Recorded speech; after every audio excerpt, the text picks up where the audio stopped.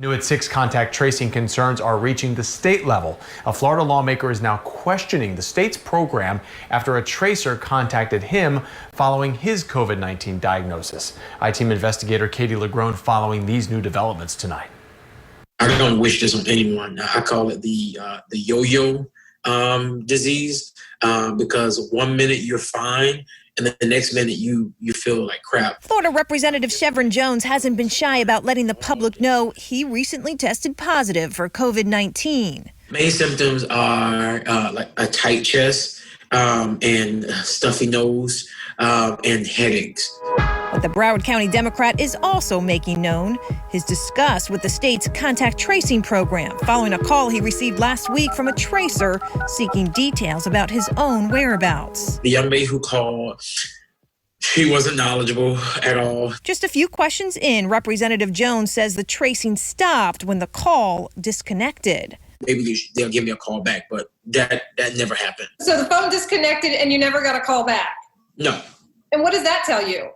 That we need a new system. The representative sharing his frustration in this Twitter post yesterday where he described what happened, adding, "If this is our tracking system, throw all of it in the garbage." It's really trying to bring light to the issue that if we are serious about ensuring that we're going to save people's lives in this time, that we have to do our part. With cases surging in the Sunshine State, Florida contact tracing efforts have expanded to 1,500 tracers in recent months.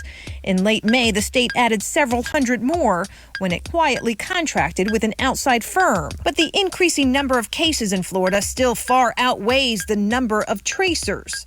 Though the state remains tight-lipped about its program, this questionnaire available on the state's website gives a glimpse into how tracers are doing the job, asking patients where they were tested to the types of contacts they came in touch with. We're talking about life and death. Representative Jones says he's just calling out what he sees while still trying to recover from a virus showing no signs of going away soon. According to industry standards, even with the addition of 1,000 tracers in Florida, our state remains some 4,000 tracers short. Tonight, all new details about Florida contact tracing efforts and the company now helping to expand the program. I-Team reporter Katie LeGrone reveals the Virginia company you're paying millions to help the state stop the spread of COVID-19 actually has very little experience doing it. Testing also goes hand in hand with what we call contact tracing. Since the beginning, Florida leaders have described contact tracing as a key weapon in its fight against COVID-19. This is a way that we actually stop the cycle of transmission from person to person. While the state has shared few details about its program, we've now learned back in May, Florida's health department quietly contracted with a Virginia-based company to help expand its contact tracing efforts. Despite repeated requests, the state has yet to provide us with a copy of the contract. But this online state database shows Florida taxpayers are paying Maximus Inc. more than $6.2 million before the end of the fiscal year for contact tracing services to prevent the spread of COVID-19. You hear Maximus Inc., and what do you think?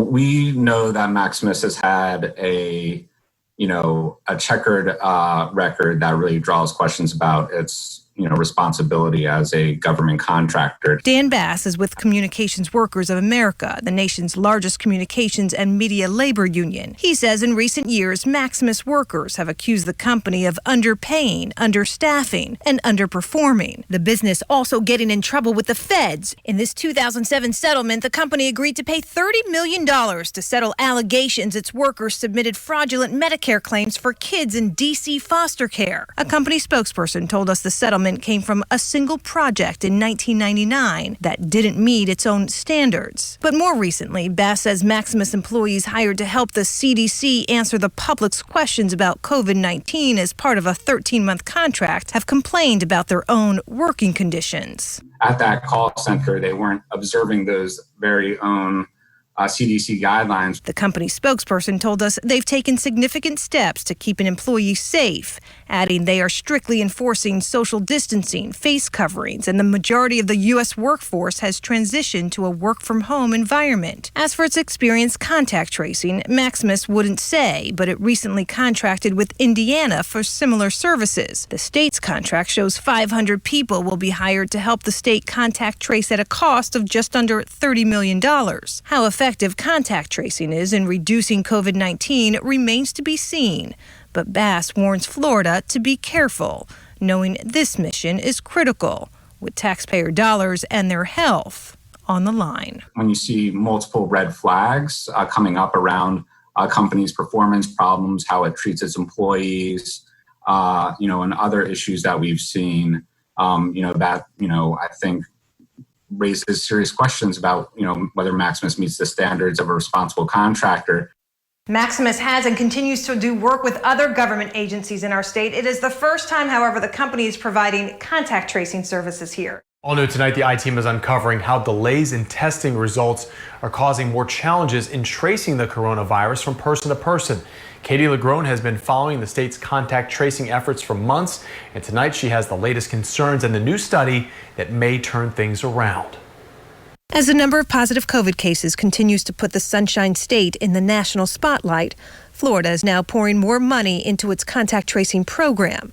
A $6.2 million contract with a Virginia company to add hundreds of tracers to the task has been extended an additional year, and the cost has quadrupled to more than $27 million, according to the state's online database. A Department of Health spokesperson explains tracers hired by the company to prevent the spread of COVID-19 may not actually be in Florida. Florida residents are preferred, as is familiarity with Florida's geography, he stated to us in an email. It makes sense to have somebody in your area doing contact tracing. Arlene Price is an OR nurse by trade who recently took an online course to become a tracer, but has yet to find a job doing it. We're ready to go to work. Put us to work. A state spokesperson says just over 2,000 tracers are now working to mitigate the virus's spread in Florida, but increased caseload and slow results remain a challenge. It would be great to get a phone call from there. 13 days ago, Dwayne Bennett got a COVID test after learning he might have been exposed at work. Started getting a little dry cough and I was starting to feel a little feverish. It took 10 days to learn he was positive. On Monday, the governor called the delays in test results a statewide problem. The turnaround time is just not what we would want it to be. In general, the goal is always as soon as possible. Dr. Jacqueline Evans is an associate professor at Florida International University.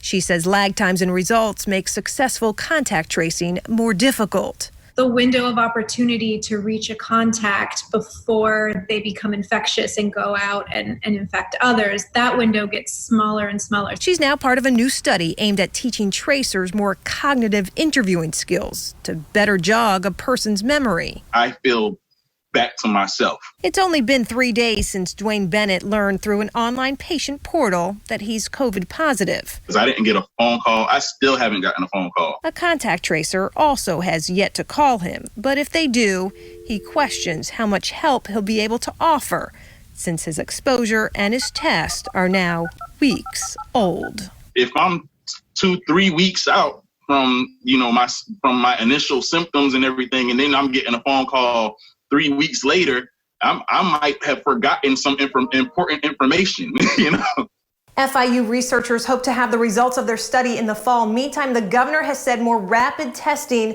will be available at testing sites in Orange County and South Florida for symptomatic patients. Our I-Team just discovering a multi-million-dollar contract to help improve the state's contact tracing program will now cost taxpayers 10 times more than expected.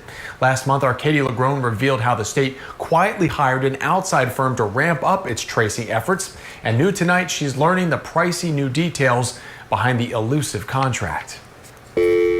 Florida's ongoing struggle to slow the spread of COVID-19 through contact tracing is getting far more costly to taxpayers. We've learned what started as a $6 million contract with a Virginia-based company has ballooned to $50 million in just a few months as cases started to spike in the state. This contract seems really shrouded in secrecy. Dan Bass with the labor union Communications Workers of America represents workers of Maximus, Inc., the call center provider Florida hired to beef up its roster of contact tracers.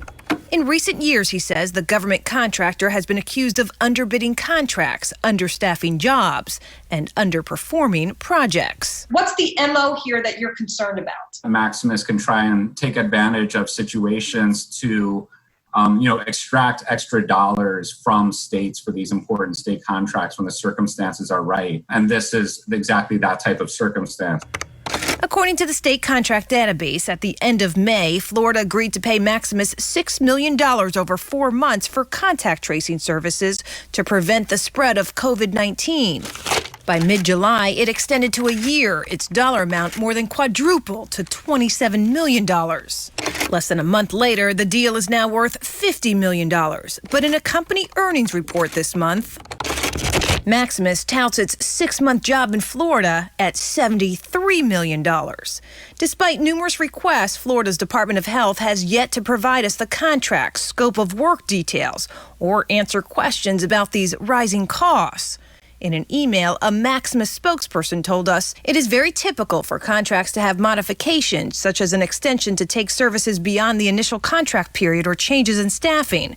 Typically, for volume-driven contracts like this, there tends to be a range of possible financial scenarios that depend on the level of activities. In this case, the total value will likely range between $65 million and $75 million. That may not raise questions if the state revealed more details about its program and its performance. I've called it a failure. I've called it abysmal. I've called it ineffective. I've called it the equivalent of not having a program. Miami Beach Mayor Dan Galber has become an outspoken critic of the state's Department of Health and its contact tracing program after watching COVID cases in his county of Miami-Dade explode. Are taxpayers getting what they're paying for? Yeah, I don't know whether we're getting what we're paying for because they're not keeping track of what kind of job they're doing. The state does tell us they now have 4,400 tracers doing the job. It's unclear how many are Maximus employees or how well it's working. We've asked. Is this how this is supposed to work? No, it's not how it's supposed to work. In fact, it flies in the face of Florida's strong transparency laws. Pam Marsh of Florida's First Amendment Foundation. They have to provide performance measures so that we can have some accountability of what we are getting for our money. And at this point, it's just all in the dark, not in the sunshine. But we're all paying for it. We did ask Maximus about its performance here in Florida. Spokesperson wouldn't say, but did share that any performance data shared by the state would likely include all-encompassing data about the program, not just the company's role. For months now, our I-Team has revealed the daily challenges of the state's contact tracing system. And now with schools about to reopen, the I-Team's Katie Lagrone tonight is getting answers on how school districts all across the state of Florida are planning to track the cases on campus. Contact tracing. Experts call it critical to stopping the spread of COVID-19. We've got to be on it like this. In Florida, the practice of tracing the virus from person to person has had its challenges. I still haven't gotten a phone call. The young lady who called, she wasn't knowledgeable at all. But with the reopening of schools prompting concerns about case spikes, contact tracing on campus remains a work in progress. In terms of challenges, it's just another place to go do contact tracing, really. Pinellas County currently has 100 tracers. While additional hires may be necessary once schools reopen, the process of tracing students will largely be accomplished with adults, according to the county health department. We would talk to teachers and parents and responsible adults. I mean, we wouldn't do contact tracing with a 6-year-old. Across the state, 4,400 tracers are now on the job, with some counties ramping up rosters before the school bell rings. Lee County plans to add 78 people to help trace. St. Lucie County is in the process of hiring an additional 20. It's in combination of school opening in the next several weeks, as well as just managing our regular caseload. Health departments will lead tracing efforts for schools, and while younger patients may pose challenges on the Q&A, health officials fear the lack of rapid results will pose the biggest challenge for tracers trying to contain an outbreak on campus. The sooner that we are aware of a positive case, the quicker that we can reach out. But doctors, critical of the state's plan to reopen schools, remain concerned. The state already doesn't have enough contact tracers in general without a school reopening. County health departments are using CARES Act funding for these new hires and have until the end of the year to use it.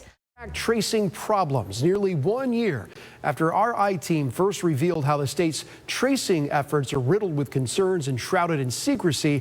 Now Governor Ron DeSantis has declared that the program did not work. And tonight, I-team investigator Katie Legrone continuing her hunt for answers, this time asking the only question that matters: why? I think we have to admit that contact tracing has just not worked. This is what Florida's governor recently concluded about the state's contact tracing program. I think it's largely been ineffective. But before we go any farther, we need to give you a glimpse at the past. From the beginning of the pandemic, Testing also goes hand in hand with what we call contact tracing. the state's top health leaders touted the practice. This is a way that we actually stop the cycle of transmission from person to person. But the centuries-old tool that traces an infected person's physical contacts to help stop the spread of dangerous diseases soon became a focal point of scrutiny in the state. We need at minimum 30 contact tracers per 100,000 people. We had to scurry to go hire epidemiologists because we didn't have as many employed as we should have, and we still don't. Then those who should have been contacted told us I didn't get a phone call. I still haven't gotten a phone call. one state lawmaker who did. Phone disconnected and you never got a call back. We need a new system. With cases surging in their communities, some elected leaders deemed the state's program a failure. I've called it abysmal. I've called it ineffective. I've called it the equivalent of not having a program. Despite nearly a dozen requests we've made over the past 9 months, we still don't know how many people have been successfully called, traced, or even how the state measures its success. We did discover online last summer the state hired an outside company to boost its contact tracing efforts and, quote, prevent the spread of COVID-19. Just over 1,000 tracers in the first few months of the pandemic grew to more than 4,000 by August. The state's contract also ballooned and now stands at nearly $74 million for work the governor now says didn't work. There's not a place you can say it's really bent the epidemic curve downward. Which brings us back to the governor's most recent sentiments. I think, unfortunately, it's not been something that's been terribly effective in Florida or throughout the country. But just how ineffective contact tracing has been here, we don't know. The state nor local health departments, which do most of the tracing work, will give anything up. The cold shoulder, not just towards us. There was too much transmission to be chasing it down using contact tracing. Dr. Thomas Haladish is a University of Florida research scientist hired by the health department last year to forecast the virus using data. But when he asked about the state's contact tracing data, The folks involved who are responsible for the contact tracing program didn't have time to talk to us about what they were doing because all of their resources were allocated to containment. It was very clear that we were not prepared. Dalton Price is a former contact tracer who worked for the health department in Volusia County last year. By summer, the caseload was overwhelming. We were so behind that people, by the time we reached out to them, would have already been done with their 10-day quarantine or 14-day quarantine. Couple that with what Price said was people's frequent unwillingness to cooperate with tracers. It might help explain why the state has been less than transparent with its tracing numbers. Still, Price takes issue with the governor's conclusions about the program. I would say overall, it was successful. The shortcomings were largely brought about by his administration's response in Florida, which largely denounced the pandemic and infused distrust in kind of the public health response that we saw. I think was a blanket statement that was a bit misleading. USF's Dr. Marissa Levine also disagrees with the governor. Though not involved in the state's contact tracing program, the public health expert explains how the practice has helped Florida stay open, especially on campus. Contact tracing helped us see that cases related to school children did not come from the schools themselves. They came from the community. Everyone agrees the state started tracing too late. It took too long to expand. And what exactly the state's data shows remains a big unknown. A year and tens of millions of contact tracing dollars later. Still no word from the state. Meantime, Florida's contact tracing program continues. I'm my team investigator Katie Lagrone taking action for you.